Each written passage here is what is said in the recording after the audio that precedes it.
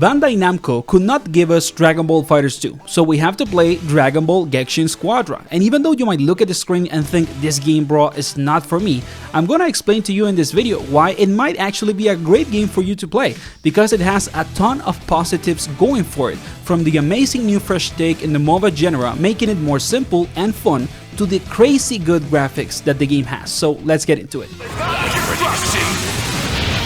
power of a Super Saiyan!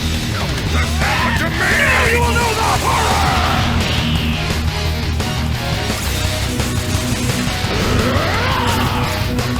You're about to find out what it's like to fight a real Super Saiyan! In any case, if you're unfamiliar with the MOBA genre, it basically has some of the most famous video games of all time, and you probably know them even if you have never played them at all, like League of Legends or Dota. And these games are big for both good and bad reasons, and some of the bad reasons I would argue is that 1, they are fairly complex and difficult games, and it takes some people years to get decent at them, and of course, there is a big audience out there that is not willing to put so much time into a game just to play it in a relatively decent level. And 2, the tools to actually learn how to play these games and get good at them are not inside the game. You're left dry to your community to basically learn from them to get better, because these games are very bad at teaching you how to actually play the games themselves. But Gekishin Squadra, the new Dragon Ball MOBA, clearly is trying to work around all those weaknesses. Some of the most complex aspects of MOBAs as a genre, and arguably the more boring parts, are heavily streamlined in this game, like farming, leveling up, and also playing around objectives. In other games, all these sections of the gameplay loop are fairly complex, and in this game they are excessively obvious, so that basically the experience is more casual and center around combat and maximizing just having fun with the game. When you hop into a game, you basically get a cutscene in which you see the enemy team and yours, and then the map opens and you can start playing.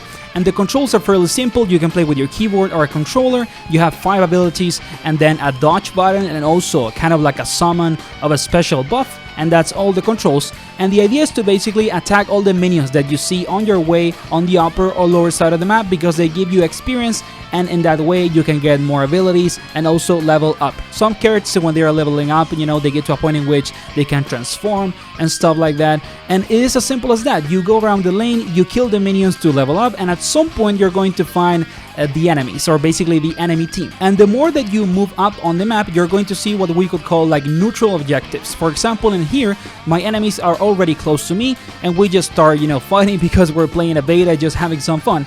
But if you were super tryhard about the game, you would probably be fighting around a minion that is on the upper side of the map, because it gives a very big amount of experience, and you can fight around it to basically level up faster than your opponents. And in here, we're just, you know, having some crazy fight.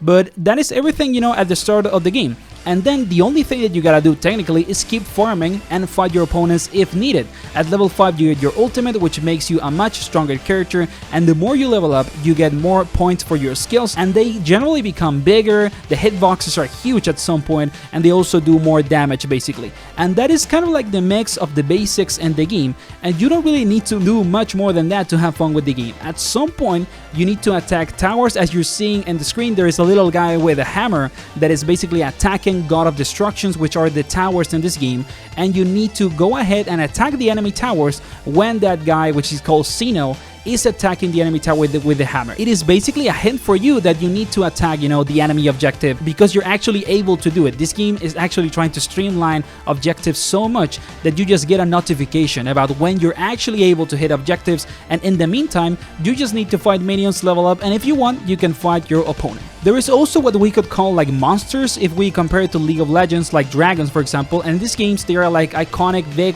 Dragon Ball characters that at some point were some sort of boss for an enemy or for the heroes in the series. Like for example, Nappa that you saw on the screen. There's also Android 16, another one, it's Ribrianne if I'm not mistaken, from Dragon Ball Super.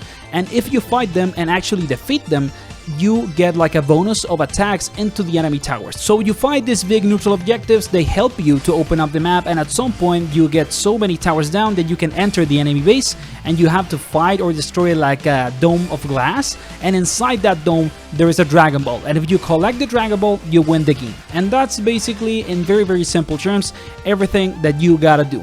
Now, the game has 3 classes that I'm gonna explain to you, so you can maybe choose which one is the best for you. The first class that we have is damage, and they of course specialize in just one-shotting people. If you have like a squishy target in front of you and you're playing Goku or Trunks and you hit them with all of your abilities and you are at a relatively high level, you're basically going to one-shot them. So they are super fun to play and super strong. They also tend to have like AoE damage, not only single target, which is really strong, and they tend to be more squishy since they are not, you know, designed to be a sponge and resist damage. So if you want to just hop in the game, have a ton of fun, play Goku, play Trunks, or any other damage character, and it's going to be crazy when you hit someone with your huge ultimate. It's going to be very fun. Then you have the tank class or the tank role, and you have Vegeta, they're cooler, and they are basically sponges for damage. Like, they have some sort of ability that allows them to be in combat for longer than damage characters. For example, Vegeta, if I'm not mistaken, can heal health if he uses abilities. There's other characters that can like passively regenerate health when they are off combat, so they go in and out of combat constantly. And they also do a ton of damage, to be honest. Like, tanks can do a ton of DPS, but it's more like constant DPS, you know, it's like over time DPS. It's not burst damage like some of the damage class characters.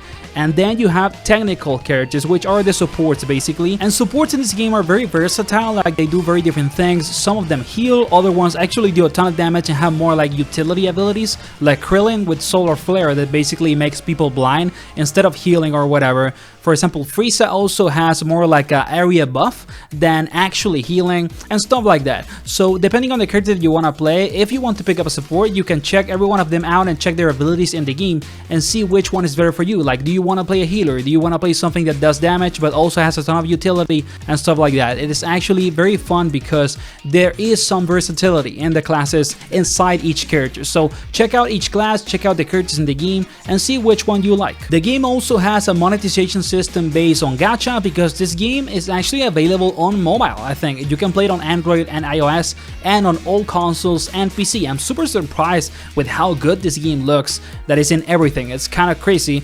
And the gacha system, it's only for cosmetics, which is really good news. You know, the game is not pay to win or anything like that. The only thing that you gotta do is level up your characters, and they are free. You can unlock them while you play and do basic missions, that everything is free. And the only thing that you have to pay for if you want is cosmetics, which is okay. It is always better, you know, to just attach everything related to in-game purchases to cosmetics. And you actually get some free pools. There's like 2 banners, if I'm not mistaken. One of them is with like capsules that you can farm by doing missions and stuff. And then there's the one with the gem, which is like, you know, you have to pay for the gem, if I'm not mistaken, but you can still get some of them for free. So if you want to buy a skin or something, you know, you can put some money in the game. This is available until like the end of Monday, if I'm not mistaken, because it's a beta, but it's open. I think that everyone can try it out. So if you thought while watching the video that maybe the game looks fun, you know, looks interesting, and it's simple, very accessible, give it a try. Download it on Steam or, you know, console, whatever it is that you play, even on your mobile, you know, on your cell phone, and have some fun. And I hope that you enjoyed the video. I hope that you enjoyed this game, and see you on the next one, guys. Remember to like, subscribe, and comment if you did find this video useful, and have a nice weekend.